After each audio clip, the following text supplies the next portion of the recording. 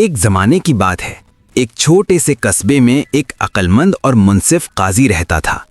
اس کی شہرت انصاف اور سچائی کے لیے دور دور تک پھیلی ہوئی تھی۔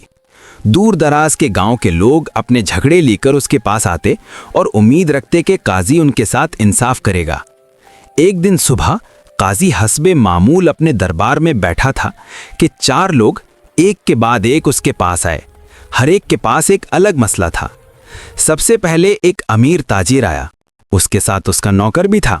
تاجر غصے سے بولا، میرا نوکر میرے سونے کے سکے چرا لے گیا ہے۔ نوکر گھبرا کر بولا، نہیں مالک، وہ تو راستے میں گر گئے تھے۔ قاضی نے دونوں تو دیکھا اور کہا، چلو بازار چلتے ہیں۔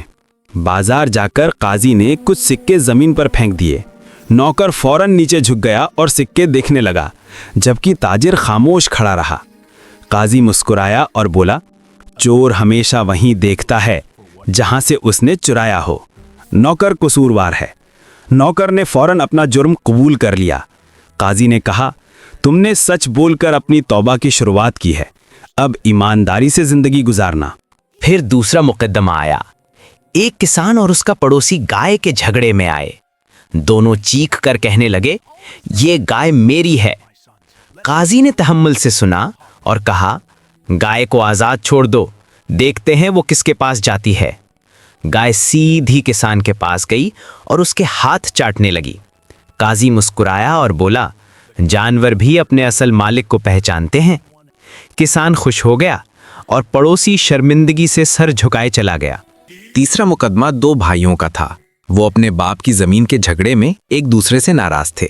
بڑا بھائی بولا، یہ زمین میری ہے، میں نے اس پر محنت کی ہے۔ چھوٹا بولا، ہمارے باپ نے کہا تھا یہ دونوں کی ہے۔ قاضی نے زمین پر لکیر کھینچ کر کہا، دونوں ایک ایک طرف سے کھینچو، جو جیتا وہ مالک۔ دونوں نے کھینچنا شروع کیا، مگر چھوٹا بھائی رک گیا اور بولا، بس کرو، میں اپنے بھائی سے نہیں لڑنا چاہتا۔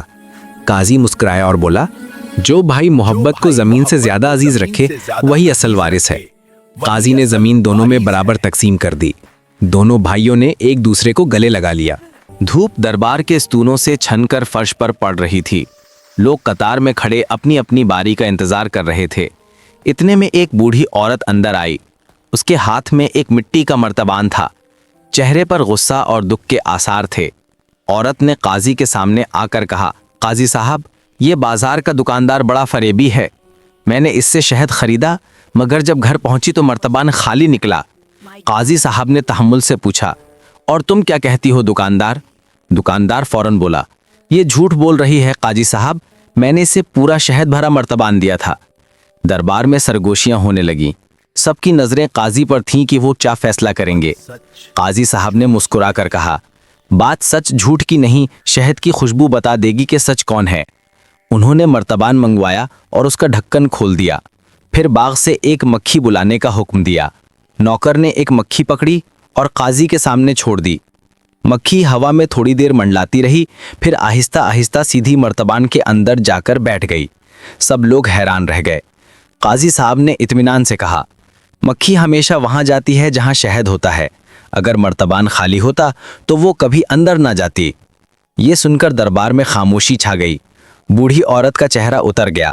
دکاندار مسکرا دیا، مگر قاضی نے اسے روک دیا۔ قاضی صاحب بولے، یاد رکھو، سچ وہی ہے جو شہد کی طرح میٹھا اور صاف ہو۔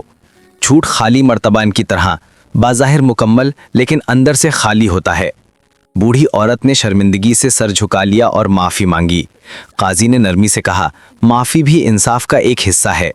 یوں قاضی کی دانائی نے ایک اور دن دربار میں سچ کی روشنی پھیلا دی۔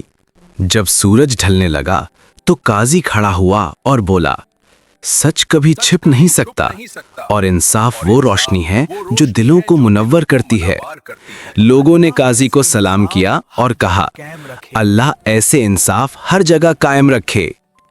اور اس دن کے بعد پورے قصبے میں قاضی کی عزت اور بڑھ گئی، کیونکہ سب نے جان لیا تھا کہ سچائی اور انصاف ہمیشہ جیتتے ہیں۔